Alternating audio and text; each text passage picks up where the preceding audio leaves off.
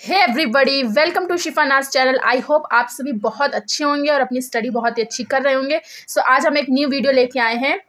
पिछले की वीडियोस में हमने कुछ न्यूमेरिकल्स डिस्कस करे थे, इलेक्ट्रॉनिक कॉन्फ़िगरेशन कैसे क्रिएट होता है फर्स्ट टू 30 एलिमेंट का, वो हमने डिस्कस करा था। बहुत सारी चीज़ें हमने डिस्कस करी है।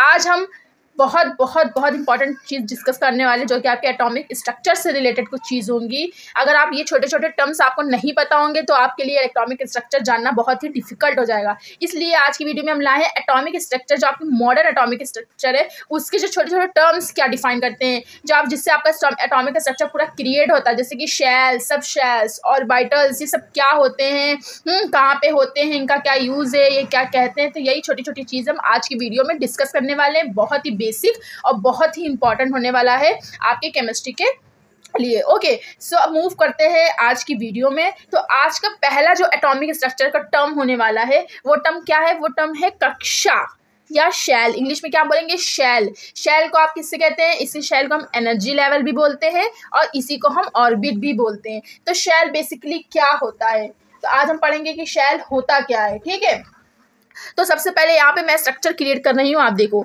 ये हमारा क्या है? न्यूक्लियस है। और न्यूक्लियस के चारों हमारी क्या है, अभी मैं बताती हूँ। 1 2 3 एंड देन 4। तो ये मैंने कुछ स्ट्रक्चर ड्रॉ करा है। ठीक है, अब ये न्यूक्लियस है। न्यूक्लियस के अंदर क्या होते हैं? प्रोटॉन होते हैं और न्यूट्रॉन होते हैं। ये आपको तो पता है, सबको पता है। और इलेक्ट्रॉन हमारी जो कक्षा है उसमें क्या करते हैं? मूव करते हैं, चक्कर लगाते हैं। तो ये हमारी जो मैंने सर्कुलर वे में बनाया है, यही हमारी क्या है? शेल्स होती हैं। तो क्या करें, इन्हीं को हम क्या बोलते हैं? एनर्जी लेवल्स भी बोलते हैं, इन्हीं को हम ऑर्बिट्स भी बोलते हैं, कक्षा भी बोलते हैं। ठीक है, तो यहीं पर क्या होते हैं? इलेक्ट्रॉन चक्कर लगाते हैं। अब इन शैलों, इनको तो पता है हम शेल कहते हैं। अब इनकी शैलों के नाम क्या है? तो जो पहली वाली शेल उसको बोलते हैं के, दूसरी वाली शेल को बोलते हैं एल, तीसरी वाली को बोलते हैं एम एंड देन फोर्थ वाली को बोलते हैं एन। के एल एम एन, ये आपकी शेल के नाम है। ठीक है, जो न्यूक्लियस के पास वाली शेल होती है, कक्षा होती है, उन्हें के बोलते हैं। सेकंड वाली को एल एम एन। इस तरीके से हमारी जो कक्षा होती है इस तरीके से आपकी डिवाइड होती है। तो इस चारों में ही क्या होते हैं? हमारे इलेक्ट्रॉन चक्कर लगाते हैं। अब यहाँ पे एक चीज़ समझो, और यहीं पे इलेक्ट्रॉन पाए जाने की क्या होती है? सबसे ज़्यादा पॉसिबिलिटी होती है, सबको पता है। ठीक, अब यहाँ पे ये चीज़ देखो, तो कह रहा है इंक्रीजिंग ऑर्डर ऑफ एनर्जी। अभी हमारी चारों शेल है, तो इनका इंक्रीजिंग यानी कि ऑर्डर क्या है एनर्जी का। तो अब यहाँ देखो, सबसे ज़्यादा एनर्जी किसकी होती है? यहाँ पे आप एक और ड्रॉ कर सकते हो और यहाँ पे ओ मान लो। ठीक, और जो हमारी ओ वाली सब शेल होती है उसकी एनर्जी सबसे ज़्यादा होती है, फिर एन वाले की सबसे ज़्यादा होती है, फिर एम वाले की, फिर एल वाले की, फिर के, यानी कि सबसे कम एनर्जी हमारी, सबसे कम एनर्जी किसकी होती है? के वाले की एनर्जी सबसे कम होती है। आपका इंक्रीजिंग ऑर्डर चलता है, तो आपको पता होना चाहिए शेल क्या होती हैं और इंक्रीजिंग ऑर्डर क्या होता है। और इसे हम एनर्जी लेवल भी कहते हैं। तो ये आपका एटॉमिक स्ट्रक्चर का बेसिक एक टर्म है शेल, बहुत इंपॉर्टेंट है शेल क्या होता है। अब सेकंड हम बात करते हैं सब शेल्स क्या होती हैं। उप कक्षा जिसे हम हिंदी में कहते हैं, सब शेल्स क्या होती हैं। तो सब शेल्स क्या होती हैं? जो शेल होती हैं, शेल की स्मॉल यूनिट्स, यानी कि जो है, यानी कि शेल की छोटी छोटी यूनिट से क्या बनती है? हमारी सब शेल्स बनती हैं। ठीक है, जिन्हें हम क्या कहते हैं? सब शेल, जिन्हें हम क्या कहते हैं? SPDS सब शेल्स कहते हैं। यही इसी से हमारी क्या होती है? सब शेल क्रिएट होती है। ये हमारी क्या है? ये हमारी कक्षा है। ठीक, इसी की स्मॉल यूनिट से हमारी SPD और F सब शेल्स क्रिएट होती हैं। जैसे कि यहाँ पे समझो, यहाँ पे देखो, अगर K है तो K की कौन सी होगा? S सब शेल होगी। अगर L है तो क्या होगी? S, P सब शेल होगी। अगर M है तो S, P, D सब शेल होगी। अगर N है तो S, P, D, F, यानी कि N में चारों तरह की सब शेल्स आपको मिलेंगी। तो इधर देखो, यहाँ पे मैं सही से बताती हूँ। तो K अगर हमारी कक्षा है तो उसमें कौन सी सब शेल प्रेजेंट होगी? S सब शेल प्रेजेंट होगी। अगर हमारी L कक्षा है तो उसमें क्या होगी? S और P दोनों तरह की सब शेल्स पाई जाएंगी। इसी की स्मॉल यूनिट से हमारी सब शेल्स क्रिएट हुई हैं। अगर हमारा M है तो क्या होगा? SPD, तीनों तरह की सब शेल्स हमारी M वाली कक्षा में पाई जाएंगी। और N है तो चारों तरह की SPD और F, चारों तरह की सब शेल्स पाई जाएंगी। तो ये चार्ट आपको बहुत अच्छे से पता होना चाहिए। बेसिकली यही हम चार गिनते हैं, ओ को हम इतना कंसिडर नहीं करते। तो अब आपको पता होगा शेल क्या होती है। शेल क्या होती है? जो हमारे वो प्रोटॉन न्यूट्रॉन के चारों चक्कर लगाती हैं शेल्स, और जहाँ पे इलेक्ट्रॉन पाए जाने की पॉसिबिलिटी होती है। सब शेल्स क्या होती है? शेल की स्मॉल यूनिट से मिलकर बनी होती हैं, जिन्हें हम सब शेल्स कहते हैं, SPDF। आई होप ये दोनों टर्म आपको क्लियर होंगे।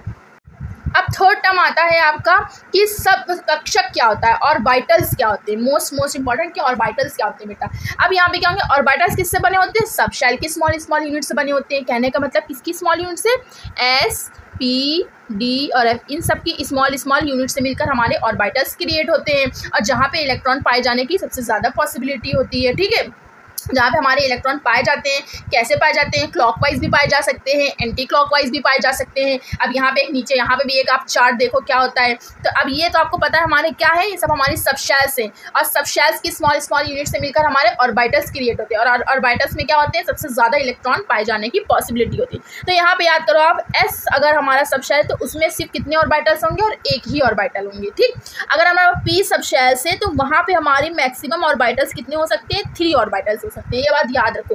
अगर हमारा डी है तो वहाँ पे सबसे ज़्यादा पॉसिबिलिटी है कि 1 2 3 4 5 ऑर्बिटल्स पाए जाने की पॉसिबिलिटी है। अगर हमारा एफ ऑर्बिटल है, एफ सब शेल है, तो एफ सब शेल में सबसे ज़्यादा पॉसिबिलिटी क्या होगी कि 7 के ऑर्बिटल्स हमें देखने को मिलेंगे, 1 2 3 4 5 6 एंड 7। तो इस तरीके से हमारे ऑर्बिटल्स होंगे। अब इसमें एक ऑर्बिटल्स में हमारे मैक्सिमम 2 ही इलेक्ट्रॉन जा सकते हैं। ठीक, तो यहाँ पे 2 इलेक्ट्रॉन, पहले को सबको हमको क्लॉकवाइज फिल करने होते हैं, है ना। हुंड का रूल क्या कहते हैं, पहले आप सारे इलेक्ट्रॉन क्लॉकवाइज फिल करो, फिर एंटी क्लॉकवाइज फिल करो। यहाँ पे 10 इलेक्ट्रॉन जा सकते हैं, बस आपको 2 से मल्टीप्लाई करना है जितने ऑर्बिटल्स हैं। ठीक है, यहाँ पे 5 ऑर्बिटल से इंटू 2 कर दोगे, क्योंकि एक ऑर्बिटल में 2 ही इलेक्ट्रॉन जा सकते हैं, 10 आ गए। 7 ऑर्बिटल है, इंटू 2 कर दो तो हमारा आंसर क्या आ जाएगा, 14 आ जाएगा। इस तरीके से हमारे सारे के सारे क्या हो जाएंगे, इलेक्ट्रॉन्स पहले क्लॉकवाइज फिल हो जाएंगे, फिर सारे के सारे आपके एंटी क्लॉकवाइज इलेक्ट्रॉन फिल हो जाएंगे। इसी को क्या कहते हैं, ऑर्बिटल्स कहते हैं। आई होप आपको तीसरा टर्म समझ में आया होगा कि ऑर्बिटल्स क्या होते हैं। अब हम बात करते हैं कितने ऑर्बिटल्स क्या होते हैं, उनकी शेप कैसी होती है। अब हमारा पॉइंट आता है कि टाइप्स ऑफ ऑर्बिटल कितने टाइप्स के होते हैं। ठीक है, और उनकी शेप कैसी होती है इसके बारे में हम समझेंगे। तो सबसे पहले हमारा आता है एस ऑर्बिटल। अब एस ऑर्बिटल होता है, जैसे कि अभी मैंने आपको बताया, तो एस ऑर्बिटल की शेप कैसी होती है, सिंपल स्फेरिकल शेप होती है, बस सिंपल स्फेरिकल शेप होती है। ठीक है, तो आपको ये याद रखना है कि एस ऑर्बिटल की शेप कैसी होती है, स्फेरिकल होती है। ठीक है, अब पी ऑर्बिटल आता है। अब पी ऑर्बिटल की शेप कैसी होती है, डम्बल्ड शेप होती है, डम्बल्ड शेप होती है, जैसे आप डम्बल उठाते हो उस तरह की शेप होती है। ठीक है, और कितने टाइप के आपके पी टाइप के ऑर्बिटल्स देखने को मिलते हैं, क्योंकि देखो 3 है, तो पहला वाला क्या होता है, पी एक्स, दूसरा वाला होता है पी वाई, और तीसरा वाला होता है P Z, P X P Y P Z. अब देखो ये P X P Y P Z है क्या, आपने लाइन खींची, X axis, Y axis, Z axis. तो अब देखो ये वाला जो हमारा डंबल है वो किसके बीच में है, एक्स एक्सिस के बीच में है ना, एक्स एक्सिस के बीच में है, तो इसको क्या कहेंगे, पी एक्स, क्योंकि एक्स की लाइन से देखो एक्स एक्सिस से होता हुआ हमारा ये डंबल बना है, तो ये एक्स वाला पी ऑर्बिटल कहलाएगा। पी आपको सब में लगाना है क्योंकि पी की बात कर रहे हैं। अब यहाँ पे देखो यही डंबल कहाँ शिफ्ट हो गया, वाई एक्सिस पर शिफ्ट हो गया, मिड से जा रहा है, देखो सेंटर से जा रहा है, तो इसलिए हम इसको पी वाई कह देते हैं। अब तीसरा वाला हमारा क्या होगा, वो कहाँ से मूव करेगा, जेड एक्सिस के सेंटर से, जेड एक्सिस के बीच से आ जाएगा। देखो जेड एक्सिस से डंबल हमारा बन गया, इसलिए इसको क्या कह देते हैं, हम पी जेड कह देते हैं। इस तरीके से पी डंबल शेप होता है, P X P Y and P Z. Okay, अब हमारा आता है डी ऑर्बिटल की शेप कैसी होती है। तो डी ऑर्बिटल हमारा कैसा होता है, डबल डंबल। इसमें कितने बनते, 2 तरह के आपको डंबल देखने को मिलेंगे। ठीक है, अब पहला वाला देखो, अभी 5 तरह के शेप होंगे, क्यों, क्योंकि अभी मैंने बताया कि डी में कितने ऑर्बिटल होते हैं, 5 ऑर्बिटल। तो 5 ऑर्बिटल होते हैं, यानी कि 5 तरह की आपको शेप देखने को मिलेंगी। ठीक, देखो फर्स्ट वाला क्या होता है, डी, अब सब में डी लगेगा क्योंकि हम डी ऑर्बिटल की बात कर रहे हैं। अब देखो डी एक्स वाई, तो अब ये एक्स वाई कहाँ से आया, अब ये देखो ये आपकी एक्स एक्सिस है, ये आपकी वाई एक्सिस है। ठीक है, तो आपके एक्स और वाई एक्सिस के बीच से डंबल बना है। ठीक है, अलोंग द एक्सिस नहीं है, एक्सिस के बीच से नहीं बना है आपके। ठीक है, अलोंग द एक्सिस नहीं है, ये देखो आपके दोनों एक्सिस के बीच में है। ठीक है, तो एक्स और वाई, इस तरीके से आपका पहला क्या हो गया, एक्स और वाई हो गया।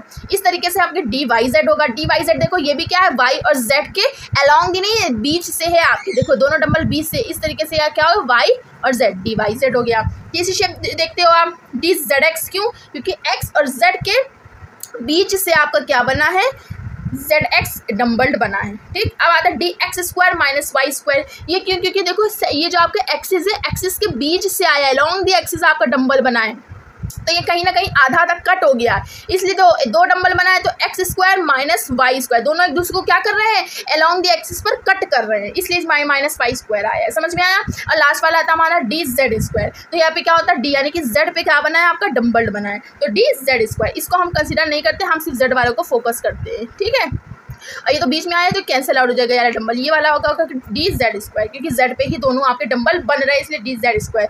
और आपका लास्ट आता है एफ ऑर्बिटल। वैसे आपको एफ में पता है आपके 7 ऑर्बिटल्स होते हैं और 14 इलेक्ट्रॉन जाने की पॉसिबिलिटी होती है, और अभी तक आपके एफ ऑर्बिटल की शेप को डिफाइन नहीं किया गया। बस ये बोला गया कि एफ जो होते हैं वो एफ ऑर्बिटल जो होता है उसकी शेप कैसी होती है, कॉम्प्लेक्स, बहुत ही ज़्यादा जटिल होती है, जिसे हम आपको पेपर पे ड्रॉ करके नहीं दिखा सकते, इतनी ज़्यादा कॉम्प्लेक्स होती है। तो आई होप आपको ये बेसिक एटॉमिक स्ट्रक्चर के कुछ टर्म पता हो गए होंगे। Shell, sub shell, orbitals, types of orbitals क्या होते हैं। अब पिछले की वीडियोस अगर आपने वॉच नहीं करी तो उन वीडियोस को ज़रूर जाके वॉच करिएगा। मैंने बहुत अच्छे से आपको numerical based electronic configuration, aufbau rule सब बहुत अच्छे से डिटेल में एक्सप्लेन करा है। मिलते हैं नेक्स्ट वीडियो में, ऐसी रेगुलर वीडियोस को वॉच करिएगा। बाय।